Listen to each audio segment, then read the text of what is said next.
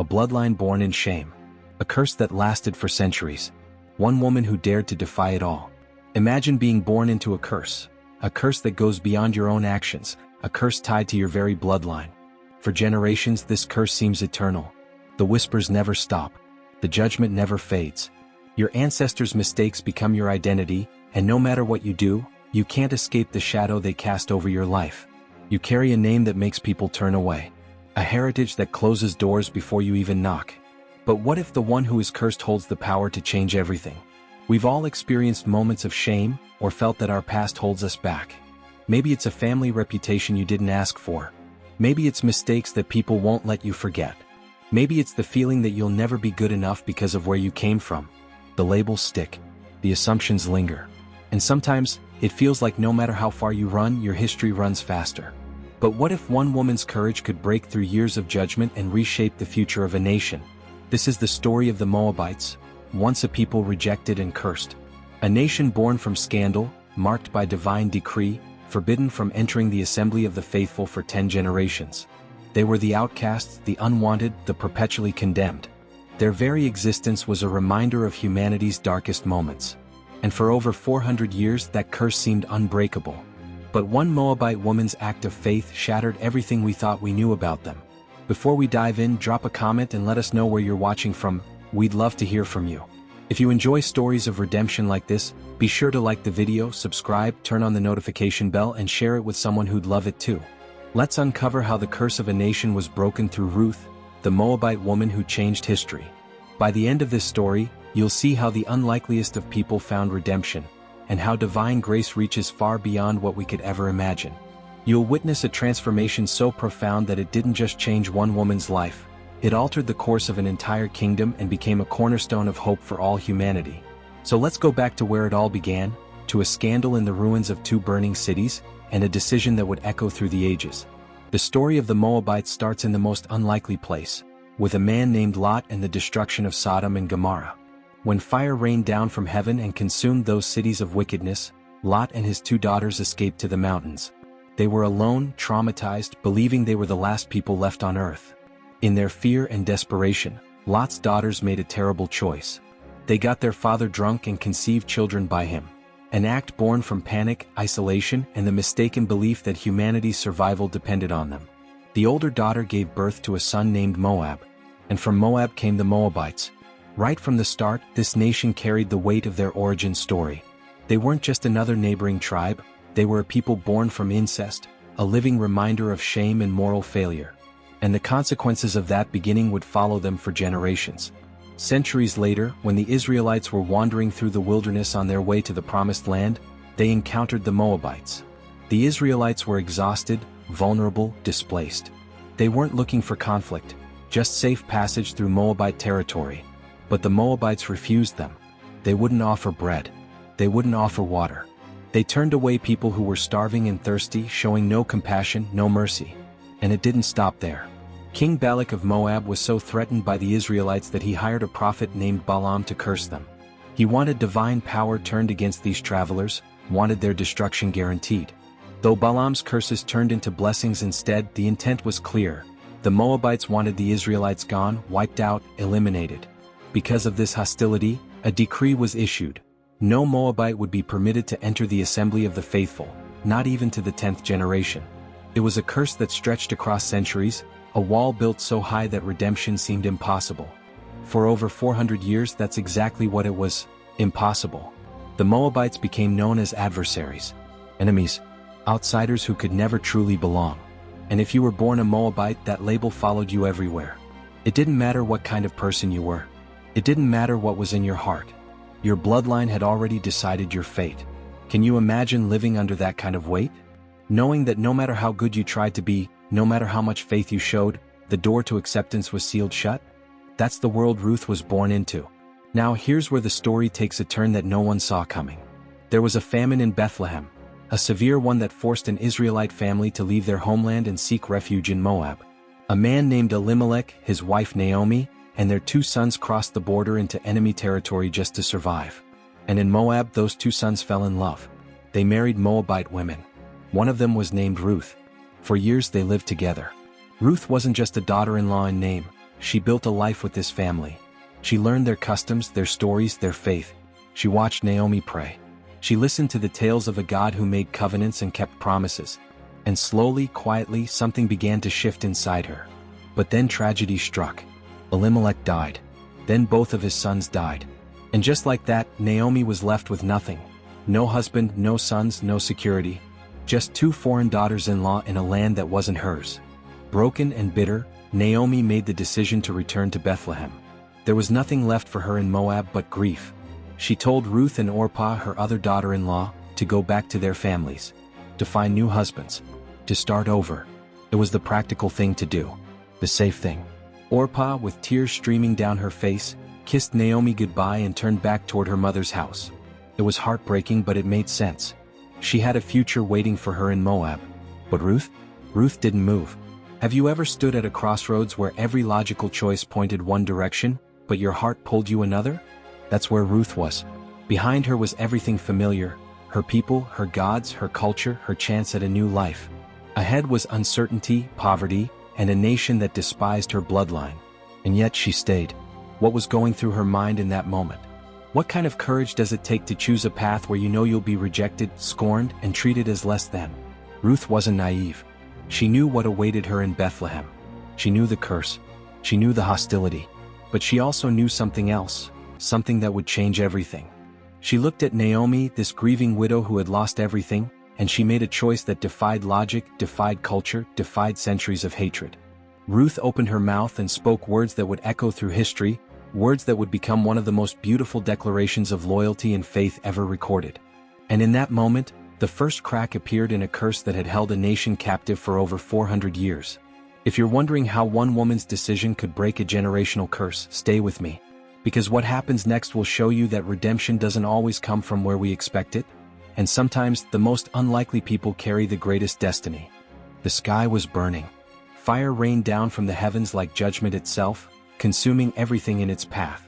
Sodom and Gomorrah, cities that had stood for generations, were being erased from existence in a single night.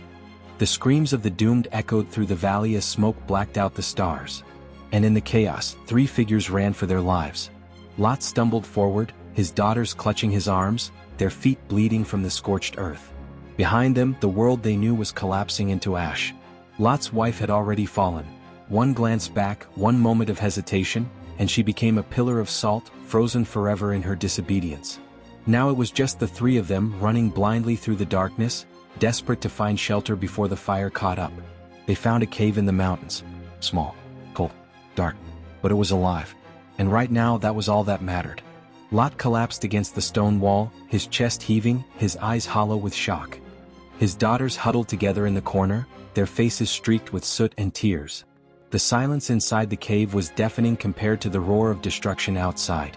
They sat there for hours, maybe days. Time had lost all meaning. All they knew was that everyone they had ever known was gone.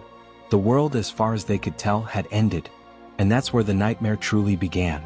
Lot's older daughter spoke first, her voice barely a whisper in the suffocating darkness. "Father, what do we do now?" Lot didn't answer. He couldn't. What was there to say? Everything was gone. Their home, their neighbors, their future. Even the land itself had been swallowed by flame. The younger daughter leaned closer to her sister, her hands trembling. Do you think anyone else survived?" The older daughter shook her head slowly. "I don't think so. I think we're all that's left." The weight of those words settled over them like a burial shroud. If they were truly the last people on earth, then everything depended on them. The survival of humanity, of their family line, rested on their shoulders. And there were no men left. No husbands. No future unless they created one themselves. It was a thought born from desperation. From trauma. From the kind of isolation that twists logic into something unrecognizable. The older daughter looked at her father, slumped against the cave wall, and made a decision that would haunt generations. "The world is gone, Father," she whispered, more to herself than to him. "We must survive." That night, they gave their father wine until his judgment blurred and his awareness faded. And in the darkness of that cave, both daughters lay with him, not out of desire, but out of a broken belief that they had no other choice. They thought they were saving the human race. They thought they were doing what had to be done. But survival built on shame doesn't lead to freedom. It leads to a curse. The older daughter gave birth to a son. She named him Moab, a name that would carry the weight of his origin for centuries. Moab wasn't just a child. He was a living reminder of desperation, of moral collapse, of decisions made in darkness that could never be undone. And from Moab came a nation. But this nation wasn't like the others. From the very beginning, the Moabites carried a mark they couldn't wash off. Everyone knew how they began. Everyone knew the scandal embedded in their bloodline. It wasn't just whispered behind closed doors, it was written into their identity. Can you imagine that? Being born into a story you didn't write, but being forced to carry it everywhere you go? The Moabites didn't choose their origin. They didn't choose the sin that created them. But it didn't matter. The world had already decided who they were. Sometimes we carry shame we didn't create ourselves, things passed down from generations before us. Maybe it's a family reputation that precedes you. Maybe it's mistakes your parents made that people still bring up when they see you. Maybe it's a label that got stuck to your name before you were old enough to fight it. And no matter how hard you try to be different, the shadow of the past keeps following you. That was the Moabites' reality. They grew into a strong nation, built cities, established trade routes, developed their own culture and identity. But none of it mattered, because in the eyes of their neighbors, especially the Israelites, they would always be the people born from shame. And then came the moment that sealed their fate. Centuries after Moab's birth, the Israelites were wandering through the wilderness, traveling toward the promised land. They were exhausted, starving, vulnerable. They had been wandering for 40 years, and all they wanted was safe passage through Moabite territory. They weren't looking for war. They weren't looking for conquest. Just a road to walk on. Maybe some bread. Maybe some water. But the Moabites said no. They looked at these desperate, displaced people and refused them the most basic acts of compassion. No bread. No water. Not even permission to pass through peacefully. The Moabites saw the Israelites as a threat, as competition, as people who didn't deserve their help. And King Balak took it even further. He was so threatened by the presence of the Israelites that he hired a prophet named Balaam to curse them. He wanted divine power weaponized against these travelers. He wanted them destroyed, erased, eliminated before they could become a problem. Balaam tried. He opened his mouth to curse the Israelites, but every time he spoke, blessings came out instead. The divine wouldn't be manipulated. The curse backfired. But the damage was done. Because of the Moabites' cruelty, because of their refusal to show mercy, a decree was issued that would echo for generations. No Moabite shall enter the assembly of the faithful, not even to the 10th generation. 10 generations. 400 years. A curse that stretched so far into the future that no one alive when it was spoken would ever see its end. That's not just rejection. That's erasure. The Moabites were locked out. Forbidden. No matter how much they changed, no matter how much they grew, the door to redemption was sealed. And if you were born a Moabite, that curse was your inheritance. It's one thing to be judged for your own mistakes, but to be judged for something your ancestors did? To carry a punishment for sins you never committed? That's a special kind of prison. And the Moabites lived in it for over 4 centuries. But here's the thing about curses, they're powerful, yes. They're heavy. They can shape nations and destroy hope. But they're not unbreakable. Because one day, a woman would rise from this cursed nation. A woman who would look at that 400-year decree and choose faith over fear. She would stand at the border between rejection and acceptance, between shame and grace, and she would make a choice that no one saw coming. Her name was Ruth. And she was about to prove that no curse, no matter how old, no matter how deep, no matter how generational, is beyond the reach of redemption. The camera fades from the dark cave where Moab was born, the weight of his story heavy in the air. But in the distance, a small light flickers. Barely visible. Barely there. But it's enough. Because sometimes all it takes is one person to shatter the darkness. Moab was no longer just a tribe. It had become a kingdom. Centuries had passed since that dark night in the cave, and the descendants of Moab had built something formidable. Fortified cities rose from the rocky plateaus east of the Dead Sea, their stone walls thick and impenetrable. Watchtowers stretched toward the sky, manned by warriors who had never known defeat on their own soil. From the heights of Mount Nebo, you could see for miles, the Jordan River winding through the valley below, the distant hills of Canaan shimmering in the heat. Moab was strong. Moab was proud. And Moab bowed to a god who demanded blood. His name was Chemosh, the destroyer, the rager, the god of war and fire.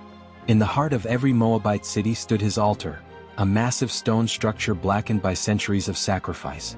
The priests wore robes stained dark with ash and gore, their faces painted with symbols of death and devotion.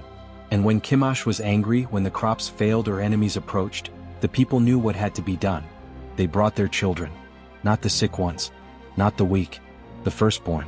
The perfect ones. The ones they loved most. Because Chemosh didn't want leftovers. He wanted what cost them everything. The drums would start at sunset, a slow rhythmic pounding that echoed through the valleys.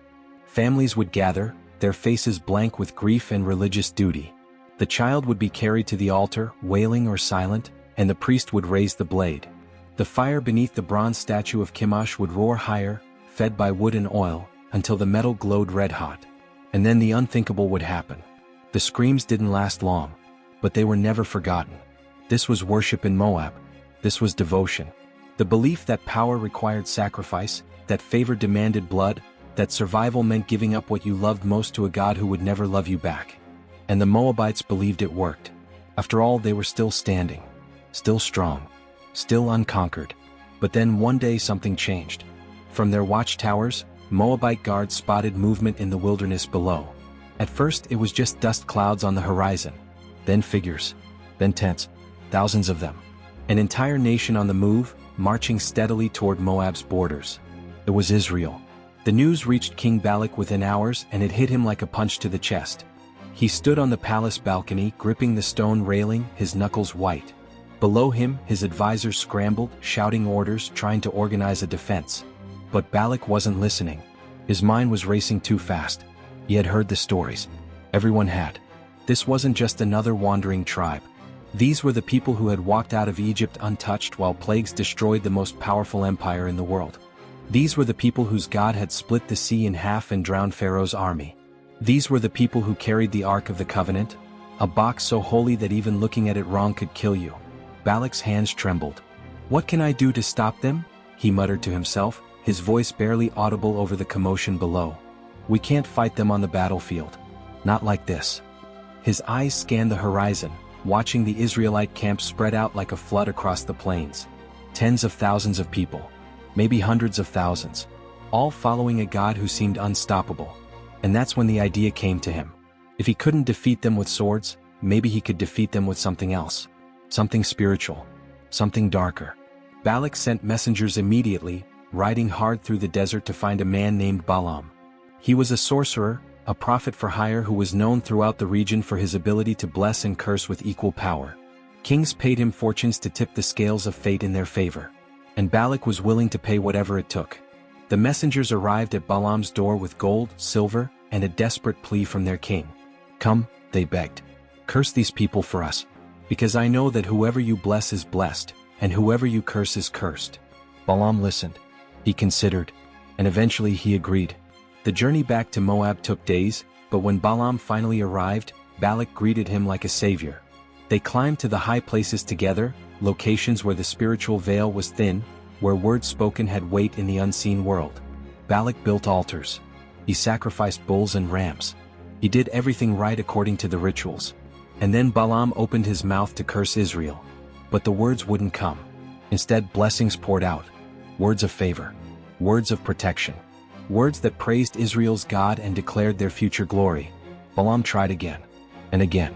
Each time, Balak grew more frantic, more desperate, dragging the prophet to different locations, different altars, hoping that a change of scenery would break whatever was blocking the curse. It didn't work. By the third attempt, Balak was furious. His voice cracked with rage and fear. "What are you doing? I brought you here to curse my enemies, and you've done nothing but bless them." Balaam's face was pale, his eyes distant. "I can only speak what I'm given to speak," he said quietly. "And this God will not be manipulated." The audience watching this unfold would feel the tension rising with every failed curse. The stakes climbing higher. The desperation thickening. And the realization slowly dawning. Moab couldn't win this fight. Not with swords. Not with sorcery. Not with anything they had. But Balaam wasn't finished. As he prepared to leave, defeated and humiliated, he pulled Balak aside one last time. His voice dropped to a whisper, and the camera would zoom in close on his lips as he spoke words that would set a catastrophe in motion. "You can't curse them from the outside," Balaam said, his eyes gleaming with dark intelligence. "But you can corrupt them from the inside." Balak leaned in closer. "What do you mean?" "Their God is holy. He demands purity, obedience, faithfulness. If you want to destroy them, don't attack their bodies. Attack their covenant. Send your women into their camp. Let them seduce the men. Let them introduce your gods, your worship, your practices. Once they break faith with their God, he will do the rest. It was brilliant. It was evil. And it worked. Within weeks, Moabite women began slipping into the Israelite camp, beautiful and charming, offering companionship to men who had been wandering in the desert for decades. They brought food, wine, laughter. And slowly, subtly, they brought something else. Invitations to worship at the altars of Chemosh and Baal of Peor. The Israelite men didn't see the trap. They didn't realize that what felt like pleasure was actually poison. They bowed at foreign altars. They participated in rituals that violated everything their covenant stood for. And just as Balaam predicted, divine anger fell on the camp like a hammer. A plague broke out. Thousands died in a single day. The camp that had been untouchable by Egypt's armies was now being destroyed from within by its own unfaithfulness. Sometimes the greatest threats we face are not from the outside but from within. What we choose to bow to and worship defines who we are and what we become. The Israelites had survived external enemies, but they nearly fell apart because they invited corruption into their hearts. Have you ever faced a situation where something inside of you, something you trusted, turned out to be your greatest weakness? Share your story in the comments. And don't forget to like and subscribe. The Moabites had won a battle they didn't even have to fight. But the cost of that victory would echo through the generations. Because the divine decree that followed was absolute. No Moabite shall enter the assembly for 10 generations. The curse was now complete. Moab had become not just a nation born in shame, but a nation actively opposed to the faithful. And for 400 years that wall stood unshaken. But walls, no matter how high, are not eternal. And sometimes, the ones who break them come from the most unexpected places. The road from Moab to Bethlehem was long, dusty, and unforgiving. 2 women walked it in silence, their shadows stretching thin across the barren landscape. One was old, her back bent with grief and bitterness. The other was young, her face set with a determination that defied logic. Naomi had lost everything, her husband, her sons, her future. And now she was going home to a place that would only remind her of what she'd once had and would never have again. Ruth walked beside her, step for step, though every fiber of her being knew she didn't have to. Naomi stopped suddenly, turning to face Ruth and Orpah, her other daughter-in-law.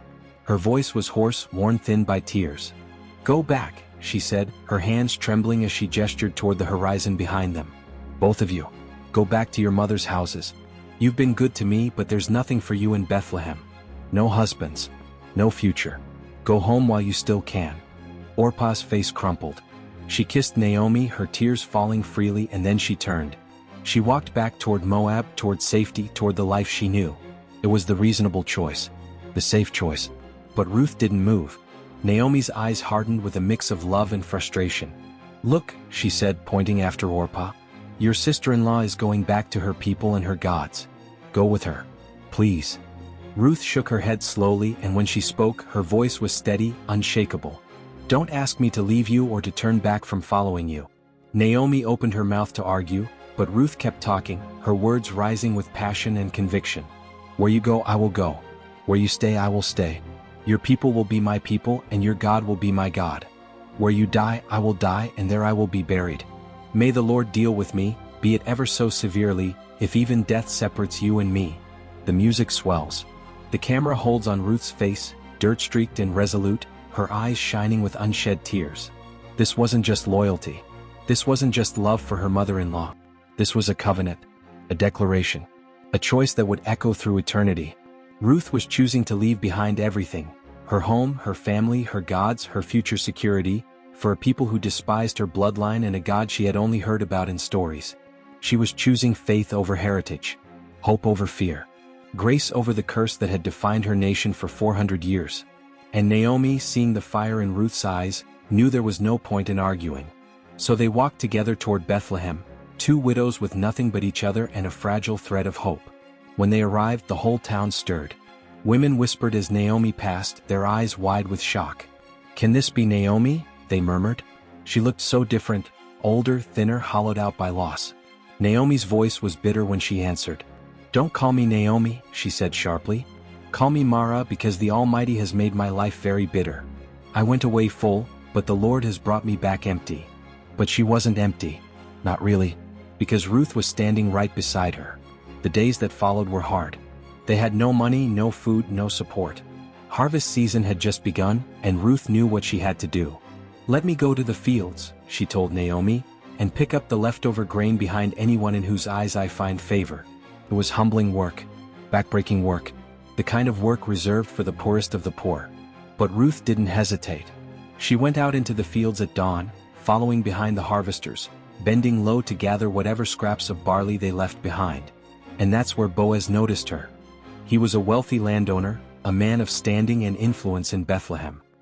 He had heard about the Moabite woman who had come back with Naomi, the one who had given up everything to care for her mother-in-law. And when he saw her in his field, working without complaint under the burning sun, something shifted in his chest. He approached her, his voice kind. "My daughter, listen to me. Don't go and glean in another field. Stay here with the women who work for me. I have told the men not to lay a hand on you. And whenever you are thirsty, go and get a drink from the water jars the men have filled." Ruth fell to the ground in gratitude, her forehead touching the dirt. "Why have I found such favor in your eyes?" she asked, "that you notice me, a foreigner?"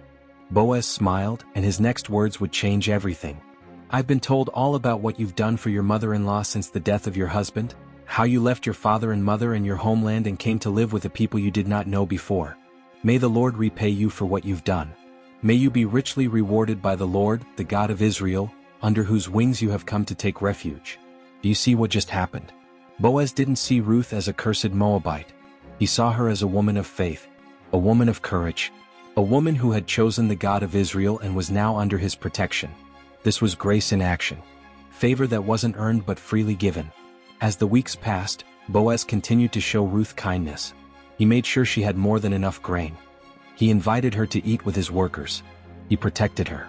And slowly, something beautiful began to grow between them, not just attraction but honor, respect, covenant love. Naomi, watching all of this unfold, began to see the hand of divine providence at work. She came up with a plan, a bold one rooted in the laws of Israel. There was a custom called the kinsman redeemer, a legal provision where a close relative could marry a widow to preserve the family line and inheritance. Boaz was a relative, and if he was willing he could redeem Ruth. Under Naomi's guidance, Ruth approached Boaz at the threshing floor one night after the harvest celebration. It was a moment of vulnerability and trust. She laid herself at his feet, asking him to spread the corner of his garment over her, a symbolic request for marriage and protection. Boaz was moved to tears. "The Lord bless you, my daughter," he said, his voice thick with emotion. "This kindness is greater than that which you showed earlier. You have not run after the younger men, whether rich or poor. And now, my daughter, don't be afraid. I will do for you all you ask." But there was a complication. There was another relative who had the first legal right to redeem Ruth. Boaz, being a man of integrity, went to the city gate the next morning to settle the matter publicly. The other relative was interested, until he learned that marrying Ruth meant taking on a Moabite woman and risking his own inheritance. He backed out immediately, unwilling to carry the weight of her heritage. But Boaz didn't hesitate. "I will redeem her," he declared before the elders and all the people. "I acquire Ruth the Moabite, the widow of Mahlon, as my wife, in order to maintain the name of the dead with his property." The crowd erupted in blessings. "May the Lord make the woman who is coming into your home like Rachel and Leah," they shouted. And so Ruth, the Moabite woman, the descendant of a cursed nation, married Boaz. And when their son was born, the women of Bethlehem gathered around Naomi, celebrating with tears of joy. "Praise be to the Lord," they said, "who this day has not left you without a kinsman redeemer. May he become famous throughout Israel. He will renew your life and sustain you in your old age. For your daughter-in-law, who loves you and who is better to you than 7 sons, has given him birth." They named the baby Obed. And Obed grew up and had a son named Jesse. And Jesse had a son named David, the greatest king Israel would ever know. The camera focuses on the baby's face, innocent and perfect, representing a new beginning. The curse that had held Moab captive for over 400 years was shattered, not by power, not by politics, but by the faithful obedience of one woman who dared to believe that grace was greater than her past. In her decision, Ruth changed the trajectory of history. Her obedience reversed the curse of Moab and made her a part of the eternal story. She became the great-grandmother of King David. And through David's line, centuries later, would come the Messiah, the ultimate Redeemer. Ruth's story challenges us all. No matter where we come from or what we've done, divine grace is greater.